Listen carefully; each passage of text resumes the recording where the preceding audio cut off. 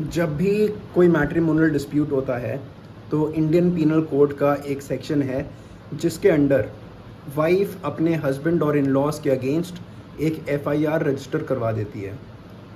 कभी कभी जो एलिगेशंस हैं वो जेन्युइन भी होते हैं, कभी कभी ऐसा होता है कि बिल्कुल ही झूठे, false and frivolous allegations wife अपने हस्बैंड और इन लॉज के अगेंस्ट लगा देती है just to get the FIR registered and just to harass the husband and his family members.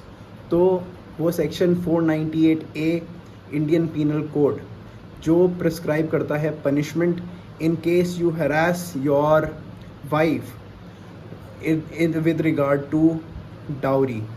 तो अगर आपके ऊपर आपकी वाइफ ये आरोप लगाती है कि आप अपनी वाइफ को परेशान कर रहे हैं जस्ट बिकॉज वो ढंग से आपके हिसाब से डाउरी नहीं लेकर आई है शादी में, तो वो आपके अगेंस्ट ये एफआईआर रजिस्टर करवा सकती है पुलिस स्टेशन जाके।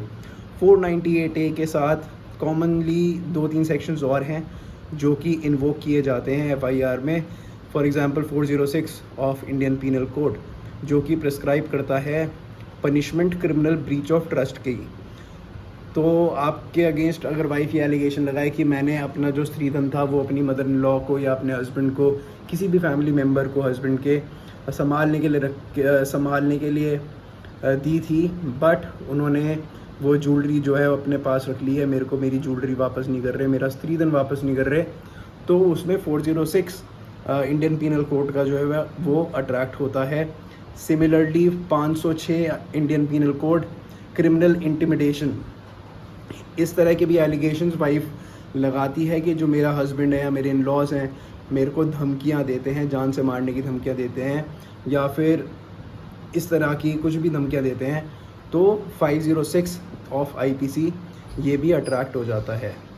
तो जब भी वाइफ जो है 498 ए की कंप्लेंट पुलिस में करती है आपके अगेंस्ट, तो डायरेक्टली ऐसे केस में एफआईआर रजिस्टर्ड नहीं होती है। जब भी आपकी वाइफ पुलिस स्टेशन जाती है कंप्लेंट लेकर, तो वाइफ के पास 3 ऑप्शंस होते हैं। या तो कंप्लेंट को फाइल करे उस पुलिस स्टेशन में जिसके जुरिस्डिक्शन में उसका मैट्रिमोनियल घर था, मतलब जहाँ पर वो आपके साथ रह रही थी शादी के बाद, उस जुरिस्डिक्शन का जो थाना पड़ता है वहाँ जाकर आपकी वाइफ आपके अगेंस्ट कंप्लेंट फाइल कर सकती है।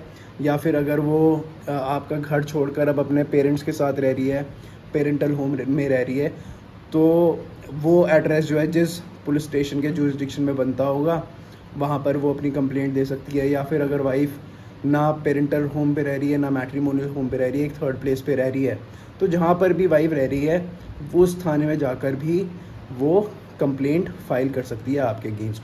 तो जब कंप्लेंट फाइल होती है तो डायरेक्टली एफआईआर रजिस्टर्ड नहीं होती है। आपको जब भी कंप्लेंट फाइल होगी आपको बुलाया जाएगा, पुलिस आपको बुलाएगी कि आप यहाँ पर आओ और अपना जो मैटर है उसको सेटल करो। तो 2-3 डेट्स आपको मिलेंगी जहाँ पर आपको जाना होगा पुलिस स्टेशन। वहाँ पर क्राइम अगेंस्ट वुमेन सेल होता है, CAW सेल में आपको जाना होगा। वहाँ पर आपका मीडिएशन होगा। जो वहाँ पर ऑफिसर्स होते हैं वो चाहते हैं कि आपका जो डिस्प्यूट है वाइफ हस्बैंड का वो रिज़ॉल्व हो जाए, तो उसमें वहाँ पर मीडिएशन प्रोसीडिंग्स होती हैं। जब अल्टीमेटली मीडिएशन फेल हो जाता है तो तब उसके बाद एक एफआईआर जो है वो रजिस्टर होती है।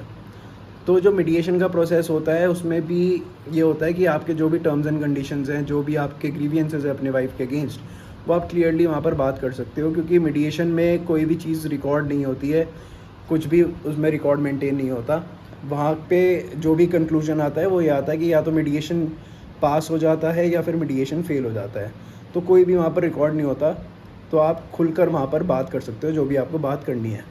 तो जब आपकी एफआईआर रजिस्टर हो गई, मीडिएशन फेल हो गया, आपकी एफआईआर रजिस्टर हो गई, उसके बाद कुछ स्टेट्स में ऐसा होता है कि पुलिस के पास, क्योंकि पावर तो है ही, 7 साल की सज़ा है 498 ए में, तो पुलिस के पास पावर है कि पुलिस आपको अरेस्ट कर सकती है without a warrant.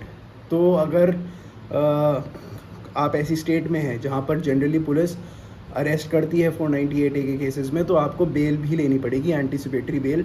Anticipatory bail मतलब कि जैसे आपकी एफआईआर रजिस्टर हो गई है, उसके बाद आप कोर्ट को अप्रोच करें और एंटिसिपेटरी बेल उसमें लगा दें। अगर आप ऐसी स्टेट में जहाँ पर जनरली 498A में अरेस्ट नहीं करते हैं, बट अपार्ट फ्रॉम 498A कुछ ऐसे सेक्शंस हैं जो कि जिसमें पुलिस के पास पावर भी है और पुलिस जनरली ऐसे सेक्शंस में अरेस्ट कर लेती है। फॉर एग्जांपल अगर कोई ऐसा एलिगेशन है, अननेचुरल सेक्स का एलिगेशन है, या फिर outraging the modesty of women 354, इसका अगर सेक्शन है तो भी चांसेस ये हैं कि आपको एंटिसिपेटरी बेल लेनी पड़ेगी, क्योंकि पुलिस आपको अरेस्ट कर सकती है। तो जब आप बेल ले लेते हैं, जनरली बेल कोर्ट दे ही देता है। अगर पुलिस का आपको अप्रीहेंशन है, आप एंटिसिपेटरी बेल लगाएं तो कोर्ट से आपको बेल मिल जाएगी। अगर सेशंस कोर्ट से नहीं मिलेगी तो आपको हाई कोर्ट अप्रोच करना पड़ेगा। हाई कोर्ट से भी आपको बेल जनरली मिल जाती है। जब एक बारी आपको एंटिसिपेटरी बेल मिल गई तो आप समझ लीजिए कि आप कम से कम अरेस्ट से तो फॉर द टाइम बीइंग बच गए हैं, जब तक पुलिस अपनी इन्वेस्टिगेशन करती है, जब तक कोई भी ऐसा कुछ बहुत ज़्यादा इंक्रिमिनेटिंग, बहुत ही सीरियस आपके अगेंस्ट कोई एविडेंस नहीं मिल जाता, तब तक पुलिस आपको अरेस्ट नहीं करने वाली है। तो जब आपकी ये केस FIR रजिस्टर हो जाती है, उसके बाद फिर स्टार्ट होता है आपका इन्वेस्टिगेशन में आपको जाना होगा, पुलिस आपको बुलाएगी, आपके बयान रिकॉर्ड होंगे। तो ये सारा प्रोसेस जब ख़त्म हो जाता है, उसके बाद कोर्ट में पुलिस चार्जशीट फाइल करती है। तो जब कोर्ट में चार्जशीट फाइल होती है, उसके बाद आपको फिर कोर्ट से समन रिसीव होते हैं।